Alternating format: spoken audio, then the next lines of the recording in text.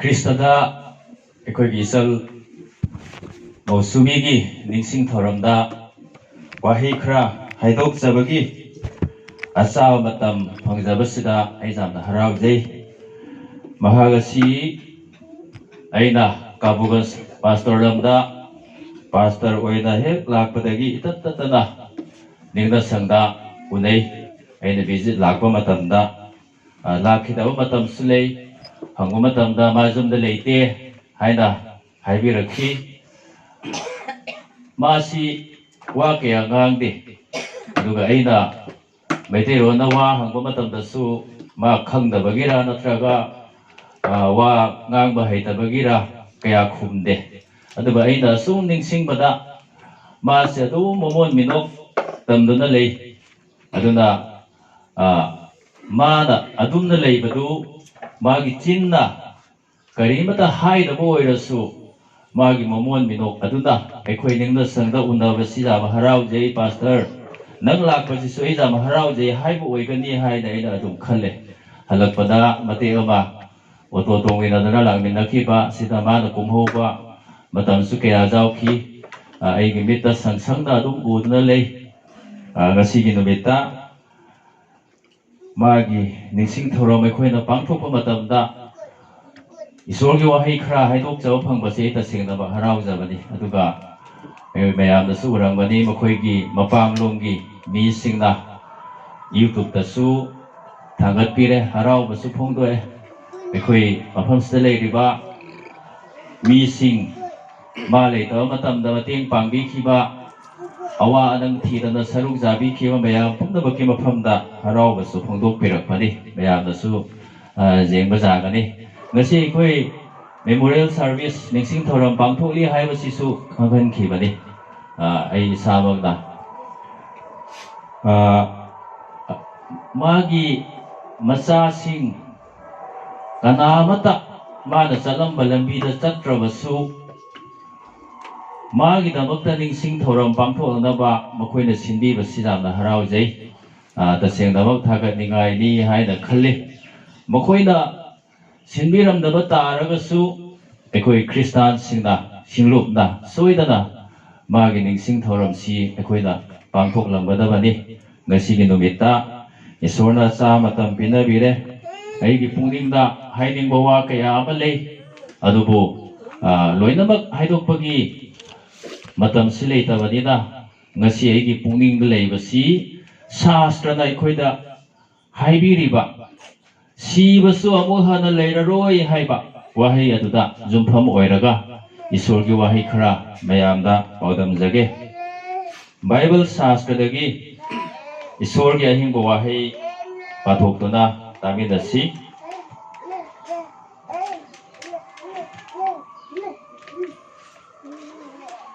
ꯑꯗꯨꯒꯤ ꯃꯇꯨꯡꯗ ꯑꯅꯧꯕ ꯑꯇꯤꯌꯥ ꯑꯃꯁꯨꯡ ꯑꯅꯧꯕ ꯄ꯭ꯔꯤꯊꯤꯕꯤ ꯑꯩꯅ ꯎꯔꯦ,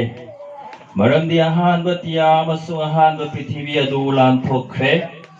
ꯑꯗꯨꯒ ꯁꯃꯨꯗ꯭ꯔ ꯑꯃꯨꯛ ꯍꯟꯅ ꯂꯩꯇ꯭ꯔꯦ꯫ ꯑꯃꯁꯨꯡ ꯏꯁꯣꯔꯗꯒꯤ ꯑꯁꯦꯡꯕ ꯁꯍꯔ ꯑꯅꯧꯕ ꯖꯦꯔꯨꯁꯂꯦꯝ ꯑꯗꯨꯅ ꯃꯄꯨꯔꯣꯏꯕꯒꯤꯗꯃꯛ ꯂꯩꯇꯦꯡꯖꯔꯕꯤ ꯃꯧ ꯑꯅꯧꯕꯤꯒꯨꯝꯅ ꯊꯧꯔꯥꯡ ꯂꯥꯡꯂꯗꯨꯅ ꯁꯔꯒꯗꯒꯤ ꯀꯨꯝꯊꯔꯛꯄ ꯑꯩꯅ ꯎꯔꯦ꯫ ꯑꯃꯁꯨꯡ ꯐꯝꯕꯥꯜ ꯑꯗꯨꯗꯒꯤ ꯑꯋꯥꯡꯕ ꯈꯣꯟꯖꯦꯜ ꯑꯃꯅ ꯑꯁꯤ ꯍꯥꯏꯕ ꯑꯩꯅ ꯇꯥꯔꯦ, ꯌꯦꯡꯉꯨ, ꯏꯁꯣꯔꯒꯤ ꯐꯤꯖꯝ ꯑꯗꯨ ꯃꯤꯁꯤꯡꯒ ꯂꯣꯏꯅꯔꯤ,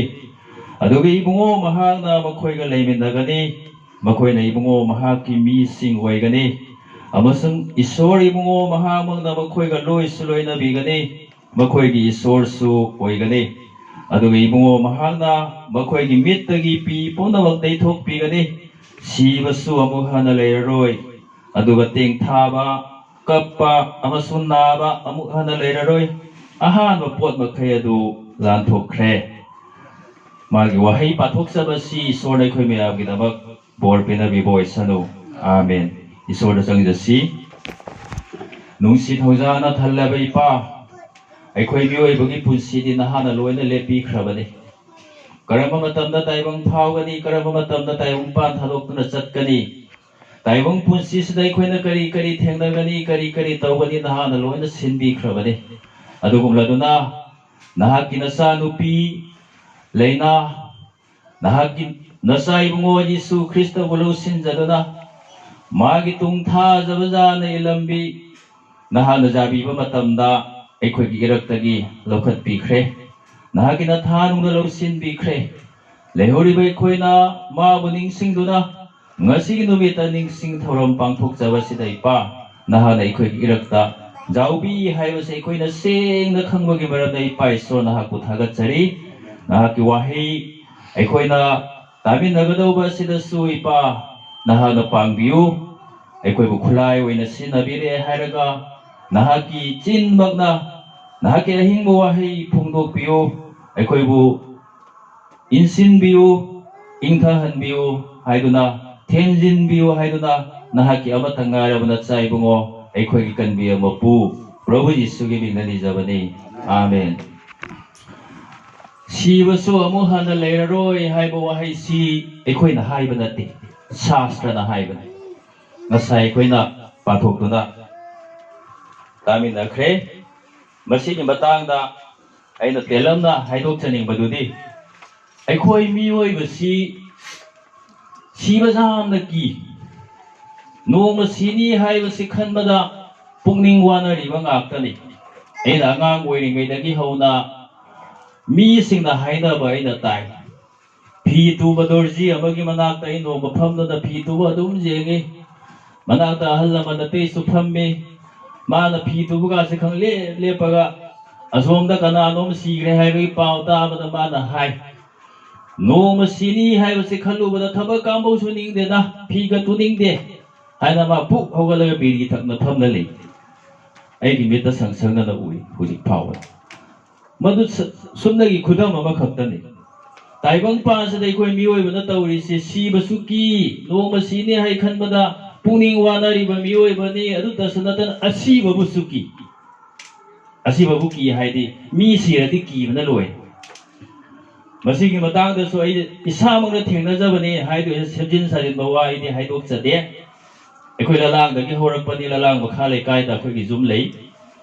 ꯃꯗꯨꯗ ꯃꯅꯤꯡ ꯂꯩꯀꯥꯏ ꯍꯥꯏꯅ ꯑꯩꯈꯣꯏꯒꯤ ꯌꯨꯝꯒꯤ ꯃꯅꯤꯡꯗ ꯌꯨꯝ 5-6 ꯇꯥꯏ ꯑꯩꯈꯣꯏ ꯌꯥꯝ ꯅꯛꯅꯕꯅꯤꯅ ꯖꯥꯝ ꯂꯨ ꯇꯤꯟꯅꯩ ꯏꯃꯥꯟꯅꯕꯁꯤꯡꯁꯨ ꯃꯌꯥꯝ ꯂꯩ ꯃꯔꯨꯞꯁꯨ ꯂꯩ ꯆꯥꯃꯤꯟ ꯊꯛꯃꯤꯟꯅꯩ ꯑꯗꯨꯗ ꯏꯃꯥꯟꯊꯧ ꯍꯥꯏꯅ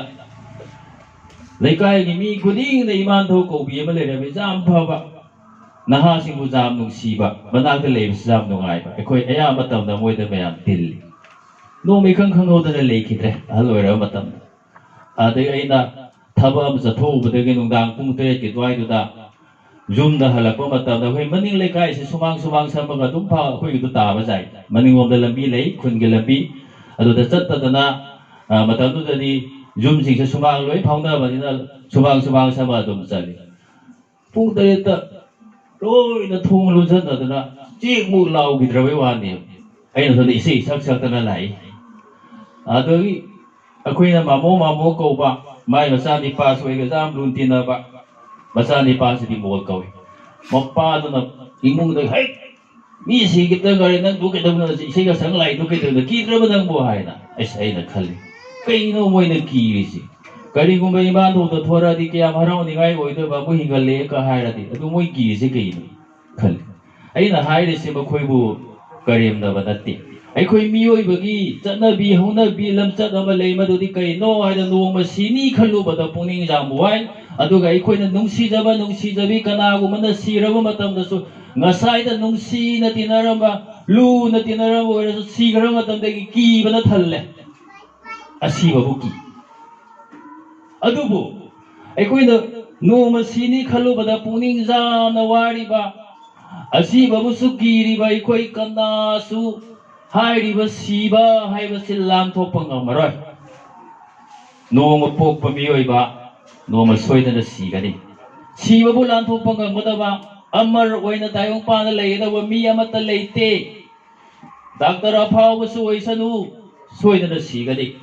ꯃꯥꯏꯕ ꯃꯥꯏꯕꯤ ꯑꯐꯥꯎꯕ ꯉꯥꯛꯇ ꯑꯣꯏꯁꯅꯨ ꯂꯣꯏꯅ ꯁꯤꯈꯤꯒꯅꯤ ꯀꯅꯥꯃꯠꯇ ꯑꯃꯔ ꯑꯣꯏꯅ ꯇꯥꯏꯕꯪꯄꯥꯟꯗ ꯂꯩꯍꯧꯔꯣꯏ ngasi mafam asida tiliba ikoi su noma soi dana taibang pan thadok tuna chatkhigani ikoi loina sigani adubu shastrana hairiba sidi mioi bana jamna kinaba adutagi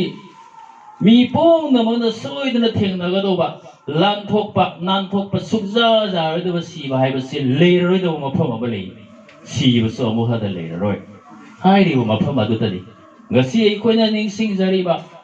le na na huji huji le ri ma pham du si ba su amu khan na le ro do ba ma pham adu da adagi ai khoi na loi na kham bo ro so na mu mayam da ning sing ja ning ba du di ai khoi mi oi ba gi pun si se jam tieli tien ro po di ai u ji jahi hu ma thoi su re hau ki ba khang ho di jahi hu ma thoi ka si ta ra ga di hum bu si jam na jami ko kui ra ba mi ni kai na mi na di hai na ba za ai ni ngarang da bai khale na ngang wo ri nge ba tam ka adagi mayam sa tara ba jai bina gandhi da jahi drama pan da suba ai khoi gi member ama kharani gi mamang da barak turen da iraq na du na lei ki jam ngak pa thau tho ma se iroi ba jam hei ba numit khuding gi barak turen se lan tho ga mu halak patha da na halak pa mi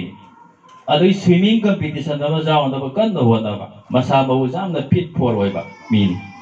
kan na ma ta na ma adum na iroi ba da iraq na si ni hai ba se khallu ba tau di ma se dui numit da di ai ba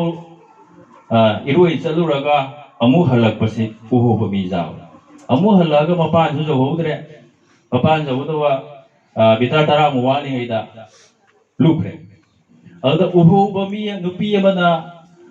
pra la ga mama da sa di pa mai di sing da lukre de ha da mama suk tha tha ja da mai kari ka thai na to nu phatte kai na hai marani masa ni pa nu mi kuding gi borak ture ha ga handa lan ba do ma na khang ma ni da adum na irang na ra ba ni ha se ma suk tha tha ja da ba ko de ningam de ma poloi bagi namit ta su ma na maduma haidok ki haina ai ta phagi ai de chalo de masi na hai me maram di kai ai khoi mi oi pun si se jam na teli aduna mama ngai da gi hauna literature da adai isei da seireng da lairi kya da nini gi sengjen pu duna lak pani loi ra ga han khini hai chi chung ra pot numi ni khak lei na ba khoi lak pa masina ta pa de ni ga punsi ni hai ba natti jam na tien ba mioi ba gi punsi di ado ai khoi gi tang ta ba ju masin da leite kharani la ai khoi lam koi ba lak pa ni lam koi ba mi na lam koi ba chatla ga ma pham da kui na leite kharani lei ra ga ma sa gi jom ta mu han ki ado na ngasi gi numi da sida ai khoi gi aseng ba jum di buji ai khoi na lei ri ba ma pham ba sinate isona mabu thajaba mi singi damak thorang tawbi khraba sargalam dam aduda aikhoi gi sal mausimi su magi aseng bajum natta basida ma kharani lam koiba lakna leirami nini gi chengjen pudana lalaga ma leirami adu ma gi chengjen loi khraduna ma gi aseng bajum da amu hankiba sargalam dam da ma gi damak mana ningzara mai sora duna thorang to bi ban nungai ro mafam aseng ma mafam aduda ma hoji nungai na le ngasai ekoi gi punsi wari haidok pi ba mahang na isai ama sakjage haira bi sagan hodre nungai ti yam sumbi adubu amaro da di ma hoji nungai na mana ningzaba mana thogan tawjara ba isor du gi manakta thagat isai le paleita na sattuna ईश्वर की थौगन तौदना नुंगायना लेइख्रबनी ताइबंग पान लेरिङैदा माना सक्प फंगहौद्रबसु हौजि लेप्तना ईश्वर थागतपगी इसै माना सक्ली हाइबसि एखोइना निंसिंगमिनसि अदगी थमना थकी लाइजगुम्बनी creamy ओइबि पुसि फजैदा लंट्रिक लंगदना या फजग्रबो निसिंग मतुमसे थमना थकता लेइबदो अदुबा नुंसि लिरि लिरि लाकपदा इपाकता मुतिनकी नोमा इपाकता तिनकी गदौबा मियोइबा पुंसिनी अदगी Bible शास्त्रनदी अयुक्की लेचिलगुम्बनी हाय हौजि इंगमदा चंगक तोरे अयुक्की लेचिन थारानी अयुक्की लेचिन से थाना लेइबै खोइना उनी अदुबु करगु मतमदा लेचिन नुमांगि बनु हाइबै खोइना खंगहोर नुमि कारकु मतमदा ngasa ayu leiramba lechin chingdo amata leiraroi miyoibagi punsi su lechilgumbani ayukta thaba lechilgumbani haina शास्त्र tambi aduga sibagi matam sikana na sukhang ꯑꯩꯈꯣꯏ ꯁꯤꯗ ꯂꯩꯔꯤꯕꯁꯤꯡꯁꯦ ꯖꯥꯔꯧ ꯇꯣꯂꯥ ꯍꯥꯏꯔꯤꯕ ꯂꯝꯗꯝꯁꯤꯗ ꯂꯩꯔꯤꯕ ꯃꯤ ꯄꯨꯝꯅꯃꯛꯁꯤꯁꯨ ꯃꯥꯂꯦꯝ ꯇꯥꯏꯕꯪꯄꯥꯟꯁꯤꯗ ꯂꯩꯔꯤꯕ ꯃꯤ ꯄꯨꯝꯅꯃꯛꯁꯨ ꯈꯪꯇ ꯈꯪꯉꯦ ꯍꯩꯇ ꯍꯩꯔꯦ ꯂꯧꯁꯤꯡ ꯂꯩꯔꯦ ꯍꯥꯏꯔꯤꯕ ꯃꯤꯁꯤꯡꯁꯨ ꯌꯥꯎꯅ ꯀꯅꯥ ꯑꯃꯠꯇꯅ ꯃꯥ ꯃꯁꯥꯅ ꯁꯤꯒꯗꯧꯕ ꯃꯇꯝꯁꯤ ꯈꯪꯗꯦ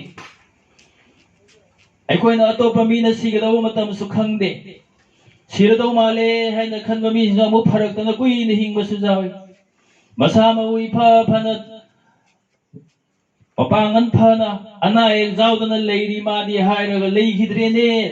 ꯉꯔꯥꯡ ꯇꯨꯝꯈꯤꯕꯗꯒꯤ ꯍꯧꯒꯠꯂꯛꯇ꯭ꯔꯦ ꯍꯥꯏꯕ ꯄꯥꯎꯁꯨ ꯃꯌꯥꯝ ꯇꯥꯏ ꯃꯤꯑꯣꯏꯕꯒꯤ ꯄꯨꯟꯁꯤ ꯇꯝꯕ ꯉꯝꯗꯦ ꯑꯗꯨꯅ ꯁꯩꯔꯦꯡꯕꯁꯤꯡꯅ ꯅꯤꯅꯤ ꯁꯤꯅꯤ ꯄꯥꯎꯖꯦꯟꯗꯕ ngasi sini paujendaba hayeng sini pautактaba miyoiba punsini haina takti adu sibasu amu hana leiroi do mafam sikadaida sibasu amu hana leiraroi aikoina kiriba miyoiba na jamna kiriba siba hairiba se amu hana leiraroi haiba mafam adu kadaida no haiba si mayam pumna mana khangi ko sarga aikoina sa tawriba mi pumna mana sa tawnariba sarga hairi mafam aduni sasrada sibasu amu leiroi do mafam ni haisi hairiba mafam si sasrada karam haina phongdokki haibadu ai kharadang thamjage ihana hanbadadi ibriya singda iba lairik tadi he na phaba marai bag ni hai he na phaba marai ba maduna takpadi sarga hairiba lamdam sibasu amu hana leiroi do mafam asi he na phaba leibagni he na phaba mafamni haibasini masina khangan madi karino haibada taibang pan si phatte adubu sargadi jamna phai asidagi he na phaba mafamni taibang pan madagi he na phaba mafamni sarga hairibasi sibasu amu hana leiroi do mafam se hauji aikoina leiriba taibang pan asidagi he na phaba mafamni taibang pan asidadi aikoi miyoibana ana e khangi awa nang khangi miludagi pirang sithana kappa matam sulai taibang pan sida awa khang da kana le aikoi miyoibana khangdaba dagi isma koi musida awa da pa leitawani he karim waningai leite haina khalli adu makoi gi thokpa problem adum leiri makoi su pungning wari tumba ja da matam kaya makoi su thengdari ba aduna taibang pan masidi jam phatti masida ikoina awa nang khangi ikoi kappi anaba khangi ikoi gi sal leina su ikhang khanghodana naraktuna ma jam na awa ba khangki ma jam sola matam da hospital da hanga handa puduna ikoina chatpa matam da ma soidana waram gani adum haina taibang pan masida ikoina ana ye khangduna awaba thengnawa matam sulai adudagi isa nadrabasu imung manung na matamda imung gi mising wai adumaya tonga mamawongda taibang pansida aikoina awa nang khangi maramni masi jam phattawa mafamni madu pumnabaki mathakta aina haidrabasu mayamna khangbiriba kalaknaba jengthinaba mihaunaba amaga lan tawnaba ungkhatnaba irang thokpa ahal lamada konthong lanthokpa jaroidaba matam lakani haina haibirama sam chuma konthong lanthokpa jadaba matam du jawraklaba aswai thokkhraga kari oidena kanana su khangma ngamdaba miyoibagi punsini jamna phatte jamna nungaite taibang panasidabu jam nungaireda ai hana leibasi kana leibagi aikoina khangdadana madi nungaibani makoi mugi nungaibani haijabai wani tasingnadi taibang pansida jam nungaireda haina leibasi kanam jawdabani aduna isorna saskrada aikoida phongdokpi badudi sarga haisi sidai hena phaba mafamni ne hena phaba leibak ne ngasigi numena sida aikoina jamna nungsijaba isal leina macha nupi sing sujauri magi imung manung mari mata lehori dimapur da sulei makoi pum namana tille makoi mayam ningsing jagadawasi mana tathiba mafam se asidagi hena phaba asidagi hena nungaiba mafamni aduna aikoigi pungning waningai leite mana ningzariba mana lausinjakiba mana seba tawjakhiba isoradugi manakta ma nungaina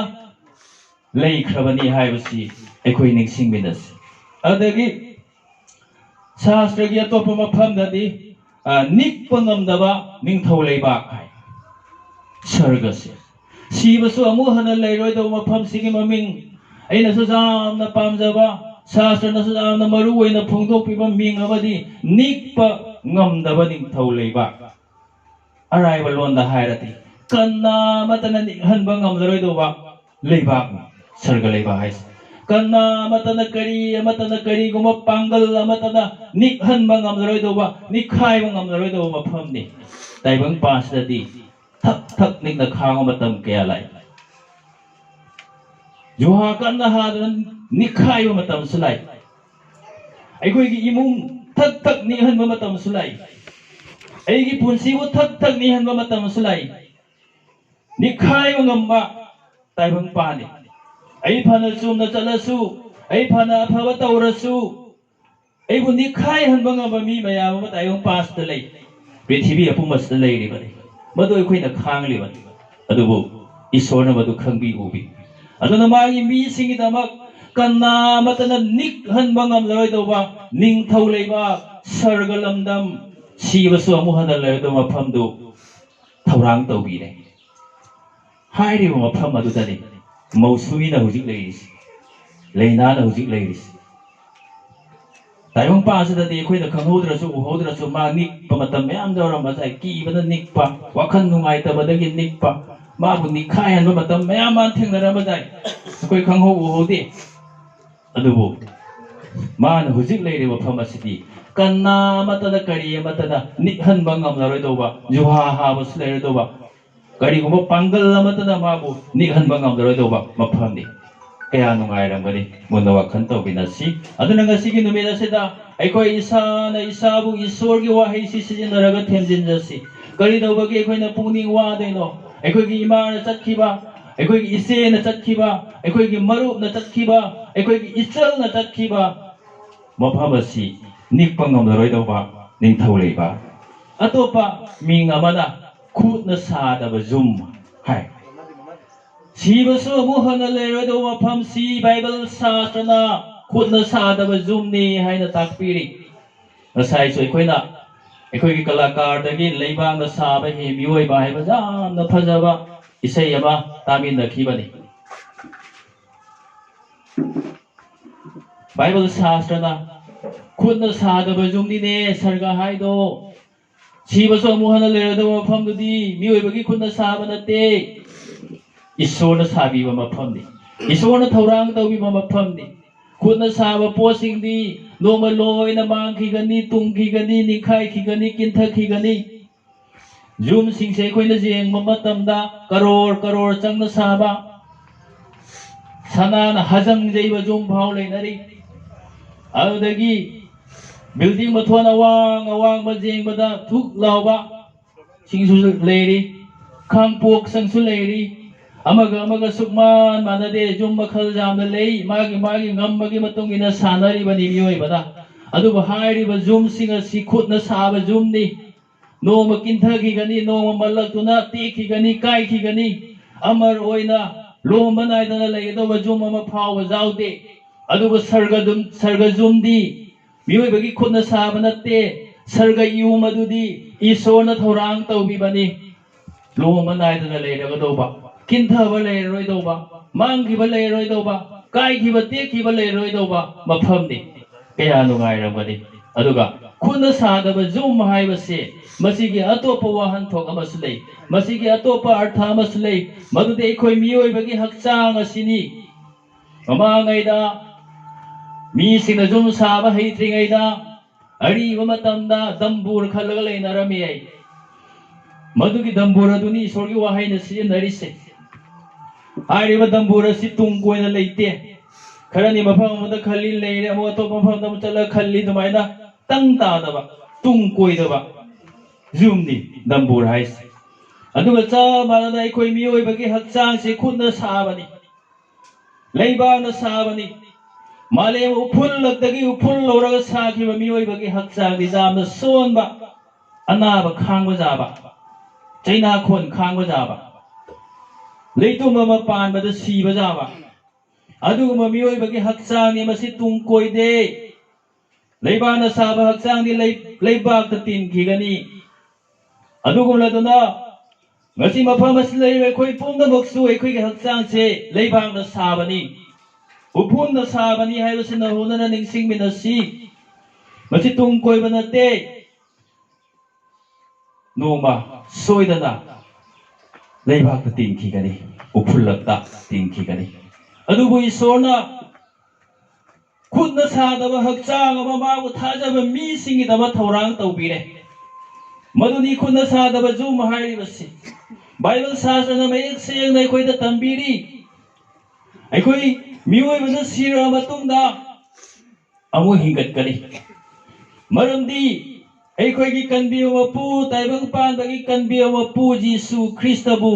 makoina hatok piraga cross ta pang tingaga hatok pire haraga mongpham da phumjin khaw matungda phumni subandomita ma asiwa bu joy tawdane hingat ki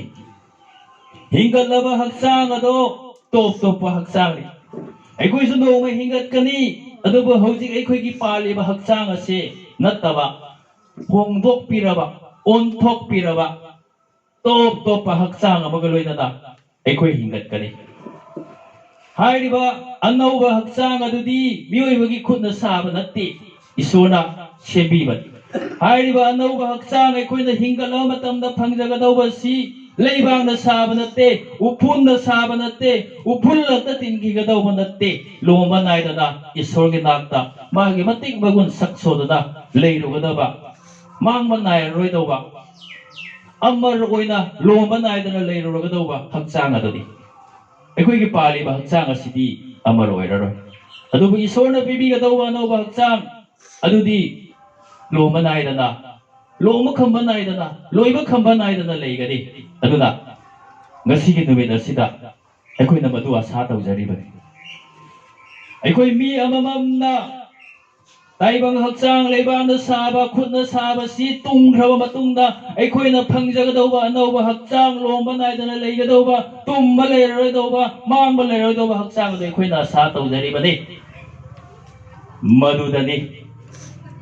अखोइगी चल लेनाना चतखिबसि माना फंगजगदौरिबा हक्चांग अदु लोमा नाइदना लेरगदौबा हक्चांग अदुदि अखोइनदी स्मोंफमदा थमग्रेने नान कमाय तौरबनि अमों मों खलगा पुनिंग वाबा जाबनि अदोम कपना लei जाबनि अदुबु अखोइगी मिएंगा मोंफमगी अमम मफम अदु फाव बतंग जेंगागा इतेन तेन जेंगागा लेरगदि अखोइ इंथावा फंगबा ngamoi शांति फंगबा ngamoi अखोइबु कन्ना मतना थेमजिननि बसु ngamoi अदुबु मोंफमगी वांगमदा मोंफम लांथोगा लेरिबा ईश्वरना मागी मी सिंगिदवा थौरांग तौबिख्रबा मफम सिबसु अमु हना लेरोइदवा मफम अदुदा अखोइगी मिएंगना जौबा मतमददि अखोइ सोइदना इंथाबा फंगनी ईश्वरबु थागतचबा ngangmani अखोइगी चेयरमैन ओइबिरिबा लुचिंगबिरिबा ओजासिना हेक प्रोग्राम हौद्रिङै इसै सकपदगी खुबा खुइ कनागुमनादि खलमदे कैनोनि मिसिरा खुबा खुइसे मागी थवाइना फंगजरिबसे ऐनादि खंबगा मरमदी ngasi khoida pangthoriba thoram se awabagi thoram natti harawbagi thoram sargada leikhrawa magi dama haraw phukdokpa numiti maramada khoi harawna jagoi sani se chakpa phau jai kai ma kai leite magi bagi pawa batogena maramadu nei chini sa bible sastra tambi bagi matung inda अखोई जीसु Christ थाजब ख्रिस्तान सिंगदि मी सिरब मतुंगदा मागी थवाइदो लानबिननबा अखोइना सक सोनना निजदना कतना लावना तौबसे अखोइ तौदे मरमदि मियोइबगी पुंसिदि मसाना हिंगलिङै मतमदा सिद्रिङैदा माना चटकदब लंबी च थौरांग तौगदौबनि सिर मतुंगदा अखोइ Miami लिसिंग लिसिंग कौरगा कपना लावदना खोंदना तौरसु निजदना तौरसु सक सोलसु मागी लेफमदा अखोइनु होंदोकपा ngамoi सरगा काख्रबा मिदो कनामतना नोरोकता चिंथबा ngамलोय नोरोक ताख्रबा मिदो सिर मतुंगदा कनामतना सरगदा चिंखतपा ngамoi ꯃꯔꯝ ꯑꯗꯨꯅ ꯁꯤꯔ ꯃꯇꯨꯡꯗ ꯁꯛ ꯁꯣꯟꯗꯅ ꯂꯥꯎꯗꯅ ꯈꯣꯡꯗꯅ ꯀꯞꯇꯅ ꯇꯧꯔꯒ ꯀꯥꯟꯅꯕ ꯂꯩꯇꯦ ꯁꯤꯗ꯭ꯔꯤꯉꯩ ꯃꯇꯝꯗ ꯑꯩꯈꯣꯏꯅ ꯆꯠꯀꯗꯕ ꯂꯝꯕꯤ ꯑꯗꯨ ꯑꯩꯈꯣꯏꯅ ꯂꯦꯞꯆꯍꯧꯕ ꯇꯥꯏ ꯍꯥꯏꯔꯤꯕ ꯁꯤꯕꯁꯨ ꯑꯃꯨꯛ ꯍꯟꯅ ꯂꯩꯔꯣꯏꯗꯕ ꯃꯐꯝ ꯑꯁꯤꯗ ꯀꯅꯥ ꯀꯅꯥꯅꯣ ꯂꯩꯗꯣꯏꯁꯦ ꯑꯩꯅꯗꯤ ꯃꯧꯁꯨꯃꯤꯁꯨ ꯂꯩꯈ꯭ꯔꯦꯅ ꯑꯩ ꯍꯥꯏꯈ꯭ꯔꯦ ꯃꯔꯝꯗꯤ ꯑꯩꯅ ꯆꯦꯠꯅ ꯊꯥꯖꯩ ꯈꯔꯅꯤꯗꯪ ꯃꯥꯕꯨ ꯑꯩꯅ ꯎꯍꯧꯕ ꯃꯥꯅ ꯏꯁꯣꯔꯕꯨ ꯅꯤꯡꯖꯕ ꯃꯑꯣꯡ ꯃꯥꯅ ꯆꯠꯂꯝꯕ ꯂꯝꯕꯤ ꯃꯥꯒꯤ ꯄꯨꯟꯁꯤ ꯃꯔꯦꯜ ꯑꯗꯨꯗꯒꯤ ꯃꯥꯗꯤ ꯁꯣꯏꯗꯅ ꯁꯔꯒ ꯂꯩꯕꯥꯛ ꯌꯧꯈ꯭ꯔꯦ ꯍꯥꯏꯕꯁꯦ ꯑꯩꯅ ꯆꯦꯠꯅ ꯊꯥꯖꯕꯅꯤ ꯃꯗꯨ ꯆꯨꯝꯁꯨ ꯆꯨꯝꯗꯣꯏꯅꯤ ꯑꯗꯨꯒ ꯃꯥꯒꯤ ꯋꯥꯗꯤ ꯊꯝꯕꯁꯤ ꯑꯇꯩ ꯀꯅꯥ ꯀꯅꯥꯅꯣ ꯍꯥꯏꯔꯤꯕ ꯁꯤꯕꯁꯨ ꯂꯩꯔꯣꯏꯗꯕ ꯃꯐꯝ ꯑꯁꯤꯗ ꯆꯠꯇꯣꯏꯁꯦ ꯂꯩꯔꯨꯗꯣꯏꯁꯦ ꯑꯩꯅ ꯍꯥꯏꯕ ꯅꯠꯇꯦ ꯇꯤꯜꯂꯤꯕ ꯑꯣꯖꯥ ꯃꯌꯥꯝꯁꯤꯅ ꯍꯥꯏꯕ ꯅꯠꯇꯦ ꯃꯤꯑꯣꯏꯕꯅ ꯍꯥꯏꯕ ꯅꯠꯇꯦ ꯏꯉꯝꯗ ꯉꯝꯕ ꯏꯁꯣꯔꯅ ꯃꯥꯒꯤ ꯋꯥꯍꯩ ꯃꯥꯒꯤ ꯁꯥꯁ꯭ꯇ꯭ꯔꯒꯤ ꯂꯥꯏꯔꯤꯛ ꯑꯁꯤꯗ ꯐꯣꯡꯗꯣꯛꯄꯤ ꯄ꯭ꯔꯚꯨ ꯌꯤꯁꯨ ꯈ꯭ꯔꯤꯁꯇ ꯏꯁꯣꯔꯒꯤ ꯑꯃꯠꯇ ꯉꯥꯏꯔꯕ ꯃꯆꯥꯅꯤ ꯄꯥꯗꯨꯅ ꯍꯥꯏꯕꯤꯔꯝꯃꯤ ꯂꯝꯕꯤ ꯑꯗꯨꯁꯨ ꯍꯤꯡꯕ ꯑꯗꯨꯁꯨ ꯑꯆꯨꯝꯕ ꯑꯗꯨꯁꯨ ꯑꯩꯅꯤ ꯂꯝꯕꯤ ꯑꯗꯨꯁꯨ ꯑꯆꯨꯝꯕ ꯑꯗꯨꯁꯨ ꯍꯤꯡꯕ ꯑꯗꯨꯁꯨ ꯑꯩꯅꯤ ꯑꯩꯒꯤ ꯏꯄꯥꯅ ꯅꯠꯇꯅ ꯃꯤ ꯀꯅꯥꯃꯠꯇꯅ ꯏꯄꯥꯒꯤ ꯃꯐꯝꯗ ꯊꯨꯡꯂꯣꯏ ꯍꯥꯏ ꯃꯁꯤ ꯀꯔꯤ ꯍꯥꯏꯅꯣ ꯀꯅꯥꯒꯨꯝꯕ ꯇꯥꯅꯤꯡꯉꯗꯤ ꯀꯩꯅꯣꯃ ꯍꯥꯏꯁꯤꯕꯨ ꯎꯁꯤꯠꯇꯦꯗ ꯀꯥꯏꯅ ꯈꯟꯕ ꯇꯥꯕ ꯑꯩꯅ ꯍꯥꯏꯕ ꯅꯠꯇꯦ ꯁꯥꯁ꯭ꯇ꯭ꯔꯅ ꯍꯥꯏꯕꯅꯤ ꯃꯌꯥꯝꯁꯨ ꯄꯥꯔ ꯌꯦꯡꯕꯤ ꯃꯁꯤꯗ ꯍꯥꯏꯔꯤꯁꯤ ꯌꯤꯁꯨ ꯈ꯭ꯔꯤꯁꯇ ꯑꯆꯨꯝꯕ ꯂꯝꯕꯤꯅꯤ ꯑꯍꯤꯡꯕ ꯂꯝꯕꯤꯅꯤ ꯇꯥꯏꯕꯪꯄꯥꯟꯗ ꯂꯝꯕꯤ ꯌꯥꯝꯃꯤ ꯑꯗꯨꯕꯨ ꯑꯆꯨꯝꯕ ꯂꯝꯕꯤꯗꯤ ꯑꯃꯈꯛꯇꯅꯤ ꯂꯝꯕꯤ ꯌꯥꯝꯕ ꯇꯥꯏꯕꯪꯄꯥꯟꯁꯤꯗ ꯂꯝꯃꯥꯡꯅꯈꯤꯒꯅꯤ ꯂꯝꯕꯤ ꯃꯥꯡꯈꯤꯒꯅꯤ ꯍꯥꯏꯕꯒꯤ ꯑꯀꯤꯕꯅ ꯊꯟꯅ ꯂꯩꯔꯤ ꯑꯆꯨꯝꯕ ꯂꯝꯕꯤ ꯑꯗꯨꯗꯤ ꯈ꯭ꯔꯤꯁꯇꯅꯤ ꯑꯩꯒꯤ ꯏꯄꯥ ꯅꯠꯇꯅ ꯃꯤ ꯀꯅꯥꯃꯠꯇ ꯏꯄꯥꯒꯤ ꯃꯐꯝꯗ ꯊꯨꯡꯂꯣꯏ ꯍꯥꯏꯅ ꯍꯥꯏꯔꯝꯕꯁꯦ ꯇꯥꯏꯕꯪꯄꯥꯟꯗ ꯌꯤꯁꯨ ꯅꯠꯇꯅ ꯑꯇꯩ ꯂꯩꯇꯦ ꯃꯗꯨ ꯍꯥꯏꯕ ꯉꯝꯕꯒꯤ ꯑꯙꯤꯀꯥꯔ ꯍꯛ ꯑꯣꯊꯣꯔꯤꯇꯤ ꯃꯉꯣꯟꯗ ꯏꯁꯣꯔꯅ ꯄꯤꯕꯤꯕꯅꯤ ꯃꯥꯅ ꯍꯥꯏ ꯁꯔꯒ ꯑꯃꯁꯨꯡ ꯃꯥꯂꯦꯝꯗ ꯂꯩꯕ ꯃꯇꯤꯛ ꯄꯨꯝꯅꯃꯛ ꯏꯄꯥ ꯏꯁꯣꯔꯅ ꯑꯩꯉꯣꯟꯗ ꯄꯤꯅꯕꯤꯔꯦ ꯃꯗꯨꯒꯤ ꯃꯇꯤꯛ ꯑꯗꯨ ꯂꯩꯕꯒꯤ ꯃꯔꯝꯗ ꯃꯥꯅ ꯍꯥꯏꯔꯤꯕꯅꯤ ꯃꯔꯝ ꯑꯗꯨꯅ ꯍꯥꯏꯔꯤꯕ ꯁꯤꯕꯁꯨ ꯑꯃꯨꯛ ꯍꯟꯅ ꯂꯩꯔꯣꯏꯗꯕ ꯃꯐꯝ ꯑꯗꯨꯗ ꯑꯩꯅ ꯆꯠꯀꯦ ꯍꯥꯏꯔꯗꯤ ꯑꯗꯣꯝꯅ ꯆꯠꯀꯦ ꯍꯥꯏꯔꯗꯤ ꯑꯩꯈꯣꯏ ꯃꯌꯥꯝꯅ ꯆꯠꯀे ꯍꯥꯏꯔꯗꯤ ꯏꯁꯣꯔꯒꯤ ꯑꯃꯠꯇ ꯉꯥꯏꯔꯕ ꯃꯆꯥꯅꯤꯄꯥ ꯌꯤꯁꯨ ꯈ꯭ꯔꯤꯁꯇ ꯇꯥꯏꯕꯪꯄꯥꯟꯕꯒꯤ ꯀꯟꯕꯤꯕ ꯃꯄꯨꯁꯤ ꯑꯩꯒꯤꯁꯨ ꯀꯟꯕꯤꯕ ꯃꯄꯨꯅꯤ ꯑꯩꯒꯤ ꯊꯃꯣꯏꯒꯤ ꯅꯤꯡꯊꯧꯅꯤ ꯑꯩꯒꯤ ꯑꯃꯠꯇ ꯉꯥꯏꯔꯕ ꯂꯝꯕꯤꯅꯤ ꯑꯆꯨꯝꯕ ꯂꯝꯕꯤꯅꯤ ꯑꯍꯤꯡꯕ ꯂꯝꯕꯤꯅꯤ ꯍꯥꯏꯅ ꯂꯧꯁꯤꯟꯖꯕ ꯇꯥꯏ ꯁꯥꯁ꯭ꯇ꯭ꯔꯒꯤ ꯑꯇꯣꯞꯄ ꯃꯐꯝꯗ ꯁꯨꯃꯥꯏꯅ ꯍꯥꯏ ꯑꯇꯩ ꯀꯅꯥꯗꯒꯤꯁꯨ ꯑꯔꯥꯟ ꯈꯨꯕꯝ ꯂꯩꯇꯦ ꯃꯗꯨꯒꯤ ꯃꯄꯥꯟ ꯑꯩꯈꯣꯏꯕꯨ ꯀꯟꯕꯤꯒꯗꯧꯕ ꯄꯤꯔꯕ ꯃꯤꯡ ꯑꯃꯠꯇ ꯑꯇꯤꯌꯥꯒꯤ ꯃꯈꯥꯗ ꯂꯩꯇꯦ ꯑꯇꯤꯌꯥꯒꯤ ꯃꯈꯥꯁꯤꯗ ꯃꯤꯑꯣꯏꯕꯕꯨ ꯀꯟꯕꯤꯕ ꯉꯝꯕ ꯃꯤꯅꯤ ꯃꯥꯗꯤ ꯍꯥꯏꯅ ꯃꯤꯡ ꯊꯣꯟꯕꯤꯈ꯭ꯔꯕꯁꯦ ꯌꯤꯁꯨ ꯅꯠꯇꯅ ꯑꯇꯩ ꯀꯅꯥꯝ ꯂꯩꯇꯦ ꯑꯩꯅ ꯍꯥꯏꯕ ꯅꯠꯇꯦ ꯁꯥꯁ꯭ꯇ꯭ꯔꯅ ꯍꯥꯏ ꯄꯥꯖꯦꯡꯕꯤ ꯏꯁꯣꯔꯒꯤ ꯋꯥꯍꯩ ꯑꯗꯨꯅ ꯁꯤꯕꯁꯨ ꯑꯃꯨꯛ ꯍꯟꯅ ꯂꯩꯔꯣꯏꯗꯧꯕ ꯃꯐꯝ ꯑꯗꯨꯗ ꯑꯩꯈꯣꯏꯅ ꯆꯠꯁꯤ ꯍꯥꯏꯔꯗꯤ ꯃꯧꯁꯨꯃꯤꯒ ꯑꯃꯨꯛ ꯎꯅꯔꯨꯁꯤ ꯍꯥꯏꯔꯗꯤ ꯑꯩꯈꯣꯏꯒꯤ ꯏꯃꯥꯗ ꯅꯣꯡꯃ ꯎꯅꯒꯅꯤ ꯍꯥꯏꯅ ꯑꯩꯈꯣꯏꯅ ꯑꯁꯥ ꯇꯧꯔꯕꯗꯤ ꯌꯤꯁꯨ ꯈ꯭ꯔꯤꯁꯇꯕꯨ ꯊꯃꯣꯏꯒꯤ ꯅꯤꯡꯊꯧ ꯑꯣꯏꯅ ꯂꯧꯁꯤꯟꯖꯕ ꯇꯥꯏ ꯃꯥꯕꯨ ꯊꯥꯖꯕ ꯇꯥꯏ ꯑꯩꯈꯣꯏꯕꯨ ꯀꯟꯕꯤꯅꯕꯒꯤꯗꯃꯛꯇ ꯀꯜꯚꯔꯤꯒꯤ ꯀ꯭ꯔꯣꯁꯇ ꯏꯀꯥꯏꯕ ꯈꯥꯡꯗꯨꯅ ꯑꯋꯥꯕ ꯈꯥꯡꯗꯨꯅ ꯃꯁꯥꯗ ꯏꯈꯦꯟ ꯁꯤꯟꯊꯗꯨꯅ ꯏꯔꯥꯠꯄꯨꯠ ꯑꯣꯏꯅ ꯃꯁꯥꯕꯨ ꯀꯠꯊꯣꯛꯄꯤꯈꯤꯕ ꯅꯨꯡꯁꯤ ꯕꯂꯤ ꯑꯣꯏꯅ ꯃꯁꯥꯕु ꯀꯠꯄꯤꯈꯤꯕ ꯌꯤꯁꯨ ꯈ꯭ꯔꯤꯁꯇꯗꯣ ꯑꯩꯅ ꯊꯥꯖꯕ ꯇꯥꯕ ꯑꯩꯈꯣꯏ ꯃꯨꯟꯅ ꯋꯥꯈꯜ ꯇꯧꯃꯤꯟꯅꯁꯤ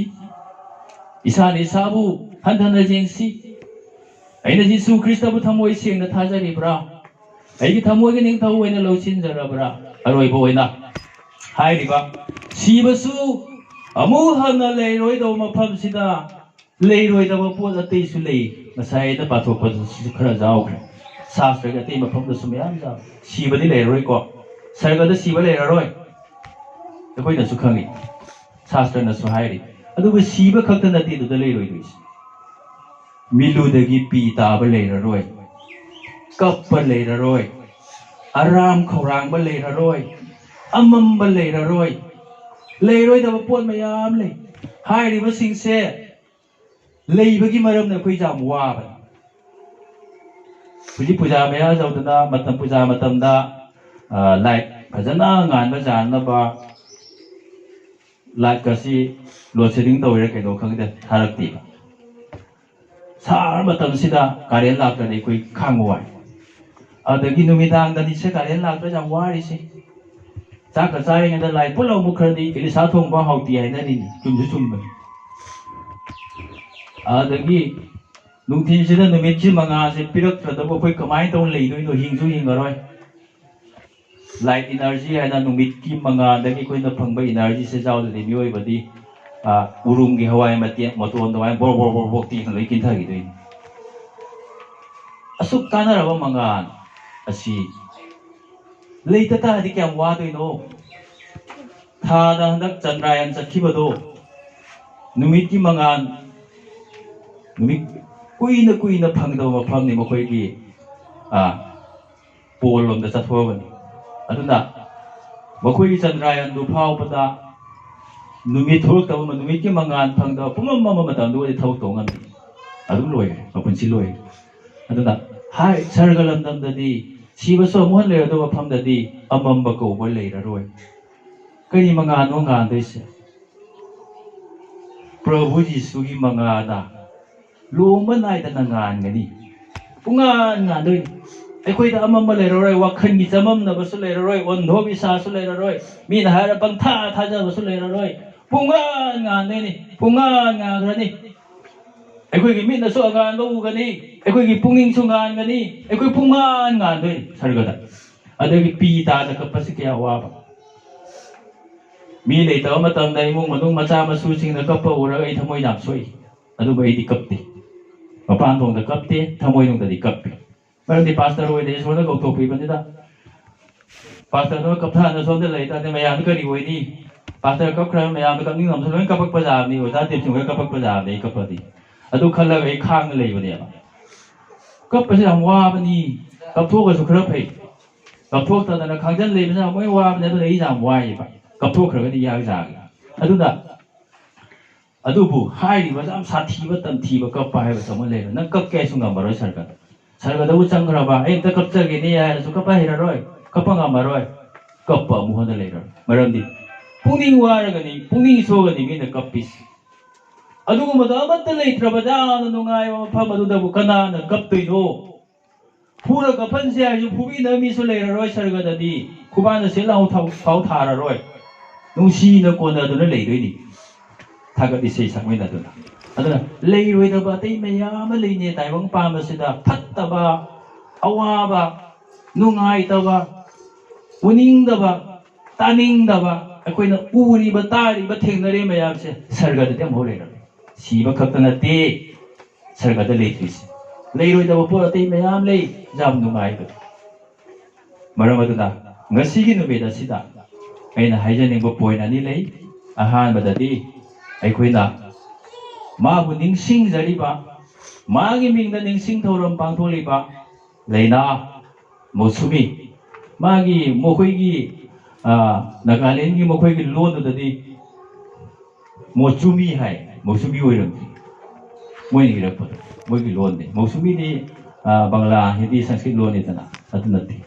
ꯑꯗꯣ ꯑꯩꯈꯣꯏ ꯁꯤꯗ ꯃꯌꯥꯝꯅ ꯂꯩꯅꯥ ꯍꯥꯏꯅ ꯅꯨꯡꯁꯤꯅ ꯀꯧꯕꯁꯦ ꯃꯥꯅ ꯆꯠꯈꯤꯕ ꯂꯝꯕꯤꯁꯤꯗ ꯌꯥꯝ ꯁꯦꯡꯉꯤ sibaso amuan na lero ito mapam doon ni mana han sida di slay kidrede hena koi wa ba do amuan na mating na ro ado ani su ba da hai ri ba sibaso lero do mapam asida sat na ba kita ba hauji ga si ekoi thorang to matam ni mapam adu da ekoi sat si ma gu su na ru si harau na lei min na ru si hai ra ga di isona thabi rak pa daibang pan ba gi kan be ma pu ma gi masai mo di su krista si ekoi da थाजब ताई माबु लौसिनजब ताई अखोगी थमोइगी निंगथौ ओइना माबु लौसिनजब ताई ईश्वर अखोइ म्यामगि दमक bore बिनग बोइसनु आमेन